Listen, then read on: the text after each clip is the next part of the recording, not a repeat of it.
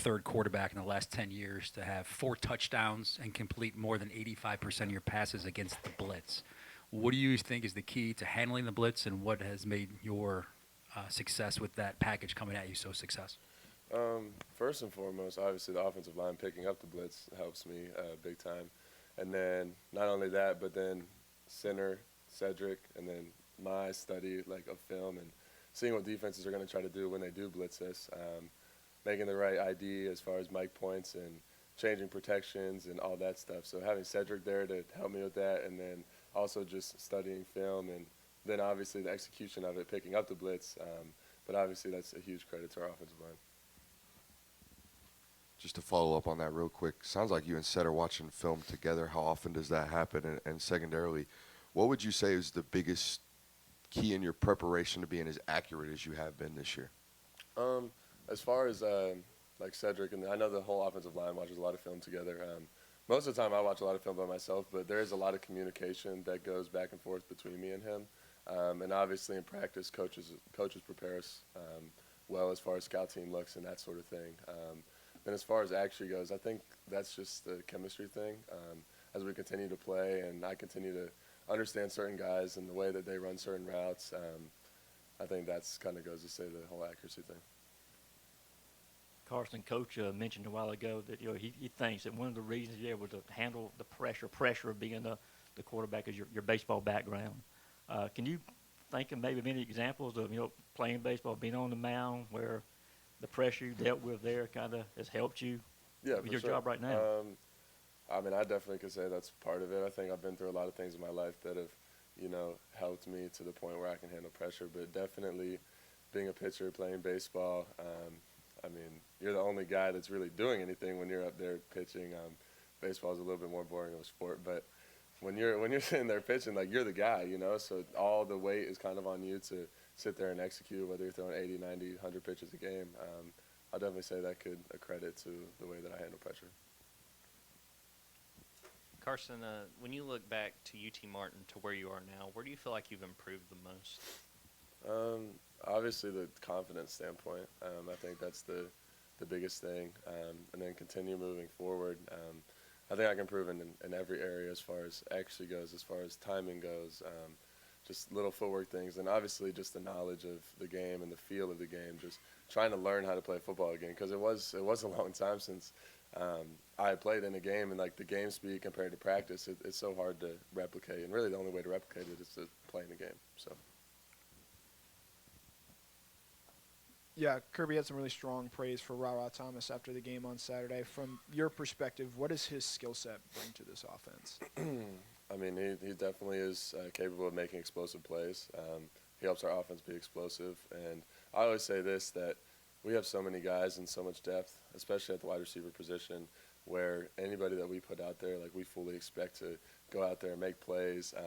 One thing that he did really well in the game was make those contested catches and some of those third down situations, obviously in the red zone, man-to-man situations where it's one-on-one, it's him against the DB and there's nothing else. So I'm just going to give him a chance and let him go make a play. You've talked about it, been asked about it a lot, just Brock's unique skill set and all that stuff. But from a strategic standpoint, how much of an impact does it make him just being out there? Because I noticed I think he played every play you played, maybe with the exception of one. Just what does he mean to the overall offense in terms of the attention that he attracts from defenses? Well, yeah, he definitely attracts a lot of attention, or I would assume. Obviously, I'm not sitting in there with the opposing defensive coordinator seeing what he's saying about our offense, but I would assume that a lot of defensive coordinators have game plans to try to contain him. But he's Brock Bowers. He's going to make plays. He's going to show up every single Saturday. But even just having him out there, like the distraction that he kind of makes for all the other guys to step up and make plays is definitely a huge part, I think. Yeah, Carson, we hear a lot about standard and expectations around here. I'm curious, what did you expect to play this well coming into the season? I don't think that – obviously I have, like, standards for myself, and I have goals for myself. But as far as expectations go, I feel like every single game that I go out there, I just try to be myself. Like, I don't expect to go throw for X amount of yards or X amount of completions. Like it's never about the numbers, obviously. And I said this on Saturday, but like really at the end of the day, it's about winning. Especially at the quarterback position, I think that's a huge column that you put on a quarterback is the win column. How many wins they have, how many losses they have. But ultimately, I think our team at the end of the day just matters if we get out with the win. Yeah, Carson, it looks like this is going to be your first start where it's going to be bad weather conditions. Right now, I think it's supposed to be in the 40s with rain in Nashville. I was wondering if you prepare any differently this week compared to other weeks, like center snap exchange and with the receivers, handoffs with running backs, anything like that. Yeah, I mean, there'll probably be a little bit of different preparation. We always do, like, wet ball drills. Like, they'll dump it in the bucket and whatnot. But I don't know. In high school, I think, like, 7 of however many. I think I played, like, 11 games my senior year. Like, 7 of them, it was pouring rain. So, like, I mean, that's Florida. So, but I've definitely played in enough games where it's been pouring rain. And, I don't know, just try not to let the weather affect us. Yeah, no, it's all the same. It's the same thing. Yeah, obviously every defensive coordinator in the country knows how good Brock Bowers is, and yet it still seems like he gets really wide open sometimes. From an offensive player's perspective, why is that? I mean, first and foremost, you have to credit to his talent and his skill set, and then secondly, the way that Coach Bobo was able to scheme him open certain plays, whether it's with motion or with like pulling a guard or sprinting out, play action, all those type of things. Like there's so many different ways and like different areas that we use to try to get him open. Carson, first, thanks for coming in here and talking to us. You were talking about confidence a second ago, and I was wondering when Pickens asked you to throw at Pro Day in front of all those NFL scouts, was that a boost that's who a receiver wanted thrown to him and on maybe his biggest audition of his life? I mean, maybe, I don't know. I mean, that was definitely fun. That was so long ago. I think that was my sophomore year, so like 2 years ago. But that was definitely a cool experience to get to throw for him, especially with so many NFL scouts there. We hear about the defensive players talk about the standard. What is the standard for the Georgia offense? First and foremost, just execute. I mean, our goal every single time we step on the field, every single drive is to score a touchdown. Obviously, is that going to happen? Probably not, but it is a goal. And as far as execution goes, I think we did a really good job this Saturday. And moving forward, just try to be consistent in that way. Carson, this isn't meant to kind of diminish what you've done as a quarterback, but you mentioned the receiving options you have. Like, isn't that in a lot of ways like kind of fortunate?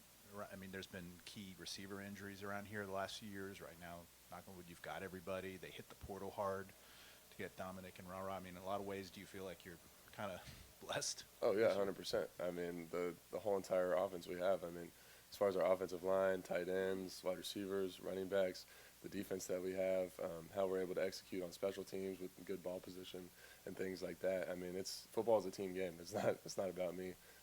And my success is hugely reliant on the players that I have around me. So, and they've all been performing really well, so that speaks credit to them.